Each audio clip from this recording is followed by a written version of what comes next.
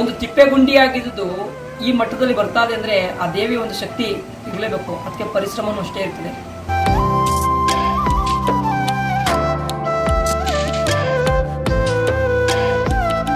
ಕಷ್ಟ ಪರಿಹಾರ ಆಗ್ಬೇಕಾ? ಬರೀ ದರ್ಶನ ಮಾಡ್ಬೇಕಾ? ದರ್ಶನ ಮಾಡ್ಕೊಂಡು ಹೋಗ್ಬಿಡಿ. ನನ್ನ ಕೆಲಸ ಆಗ್ಲೇಬೇಕು ಅನ್ಕೊ ಬರ್ತೀರಾ? ಖಂಡಿತ ಸಹಕರಿಸಿ ತಾಳ್ಮೆಯಿಂದ ವರ್ತಿಸ್ಕೊಂಡು ನಿಧಾನಕ್ಕೆ ಹೋಗಿ.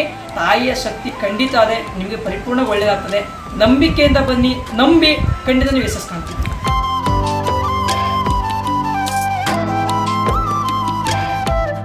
ಇಲ್ಲಿ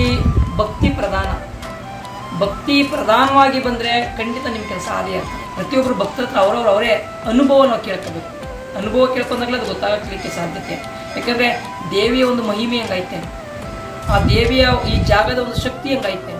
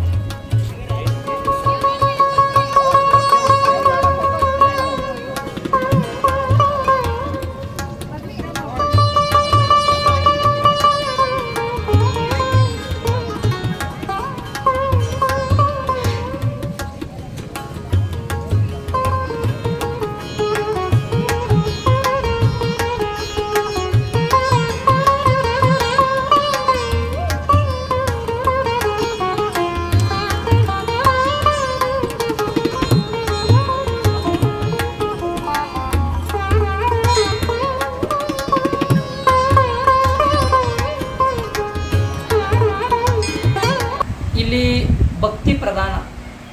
ಭಕ್ತಿ ಪ್ರಧಾನವಾಗಿ ಬಂದರೆ ಖಂಡಿತ ನಿಮ್ಮ ಕೆಲಸ ಆದೇ ಆಗ್ತದೆ. ನಾವು ಹೇಳೋದು ಈಗ ಇದು ನಮ್ಮ ಕ್ಷೇತ್ರ, ಈ ಕ್ಷೇತ್ರ ನಾವು ಹೇಳ್ಕೊಳಕ್ಕೆ ಹೋದ್ರೆ ಏನಾಗ್ತದೆ ಅಂದರೆ, ಅವ್ರ ಕ್ಷೇತ್ರ ಹೈಲೈಟ್ ಮಾಡ್ಕೊಳಕ್ಕೆ ಕೇಳ್ಕೊಬಿಟ್ರಪ್ಪ, ಅವ್ರಿಗೆ ಹೆಚ್ಚಾಯಿತು ಅಂತ ಹೇಳ್ಕೊತಾರೆ.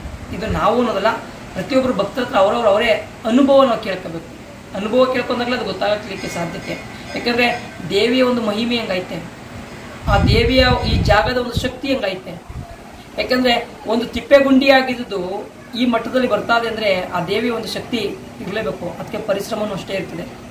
ಭಕ್ತರ ಒಂದು ಸಹಕಾರ, ಎಲ್ಲರ ಒಂದು ಸಹಕಾರ ಇರೋದ್ರಿಂದನೇ ಇವತ್ತು ಆ ದೇವಿ ಅಷ್ಟು ಮಟ್ಟಲಿಕ್ಕೆ ಪ್ರತಿಯೊಬ್ಬರು ಭಕ್ತರಿಗೆ ಆರೈಸಿ ಆಶೀರ್ವದಿಸ್ತಾ ಇರುವಂಥದ್ದು. ಇದೇ ರೀತಿ ಒಂದಲ್ಲ ಎರಡಲ್ಲ ಹಲವಾರು ನಿದರ್ಶನಗಳಿವೆ. ಆ ನಿದರ್ಶನಗಳಿಗೆ ಯಾರೋ ಒಬ್ರು ಹೇಳ್ತಾ ಇದ್ರು. ಇವಾಗ ನನಗೊಬ್ರು ಹೇಳಿದ್ರು, ಬಸವನ ಹತ್ರ ಬಂದು ಕೇಳ್ಕೋದೆ, ನನಗೆ ನೀರು ಬಂತು ಅಂತ. 2 ಬೋರ್ ಹಾಕ್ಸಿದೆ, 3ನೇ ಬೋರ್ ಹಾಕ್ಸಿದೆ, ಬಸವನ ಹತ್ರ ಬಂದು ಕೇಳಿದ್ಮೇಲೆ ನನಗೆ ನೀರು ಬಂತು ಅಂತ. ಹಂಗೆ ಅವರವರು ಭಕ್ತಿ. ಒಬ್ಬರೆಲ್ಲ ಬರ್ತಾರೆ, ಸ್ವಾಮಿ ನಾನು ಬಸಪ್ಪನ ಹತ್ರ ಕೇಳಕ್ಕೆ ಬಂದಿದೆ, ನನಗೆ ಏನೋ ಆಯ್ತೋ ಬಿಡ್ತೋ ಗೊತ್ತಿಲ್ಲ, ನನಗೆ ನೀರೇ ಬಂದಿರುತ್ತೆ. ನಾವು ಪರಿಪೂರ್ಣವಾಗಿ ತಾಳ್ಮೆಯಿಂದ ಸಹಕರಿಸಿ ಏನು ಎತ್ತ ಅಂತ ಕ್ಲೀನ್ ನಿಧಾನ ತಿಳ್ಕೊಳ್ಬೇಕು. ಗುಂಪಲ್ಲಿ ಬರ್ತಿದ್ರಿ, ಏನೋ ಕೇಳ್ಬಿಡ್ತಿದ್ರಿ, ನನಗೇನೋ ಒಳ್ಳೇದಾಗಲಿಲ್ಲ ಅಂತಂದರೆ ಅದು ಯಾರೂ ಜವಾಬ್ದಾರಿ ಆಗಕ್ಕೆ ಸಾಧ್ಯತೆ ಇರಲ್ಲ. ಪರಿಪೂರ್ಣವಾಗಿ ತಾಳ್ಮೆಯಿಂದ ಸಹಕರಿಸಿ. ನಿಮ್ಮ ಕಷ್ಟ ಪರಿಹಾರ ಆಗ್ಬೇಕಾ? ಬರೀ ದರ್ಶನ ಮಾಡ್ಕೊಂಡು ಹೊಂಟೋಗ್ಬಿಡಿ. ನನ್ನ ಕೆಲಸ ಆಗ್ಲೇಬೇಕು ಅನ್ಕೊ ಬರ್ತೀರಾ? ಖಂಡಿತ ಸಹಕರಿಸಿ ತಾಳ್ಮೆಯಿಂದ ವರ್ತಿಸ್ಕೊಂಡು ನಿಧಾನಕ್ಕೆ ಹೋಗಿ.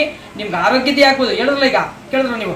ಅದೇ ರೀತಿ 30 ವರ್ಷ ಅಲ್ಲ, ಎಷ್ಟೋ ವರ್ಷಗಳಿಂದ ಆಗದಿರೋಲ್ರಿ ಇವತ್ತು ಎದ್ದು ಓಡಾಡುವಂಥದ್ದಾಗ್ಬೋದು, ನಡೆಯೋಕ್ಕೆ ಆಗ್ತಾ ಇರಲ್ಲ, ನನ್ನ ಕೈ ಇವತ್ತು ನನಗೆ ಪರವಾಗಿಲ್ಲ ಅನ್ನೋ ಸಂದರ್ಭ ಆಗ್ಬೋದು. ಆ ಥರ ಎಷ್ಟೋ ನಿದರ್ಶನಗಳು ನಡೀತಾವೆ. ಆದ್ದರಿಂದ ಸಹಕರಿಸಿ.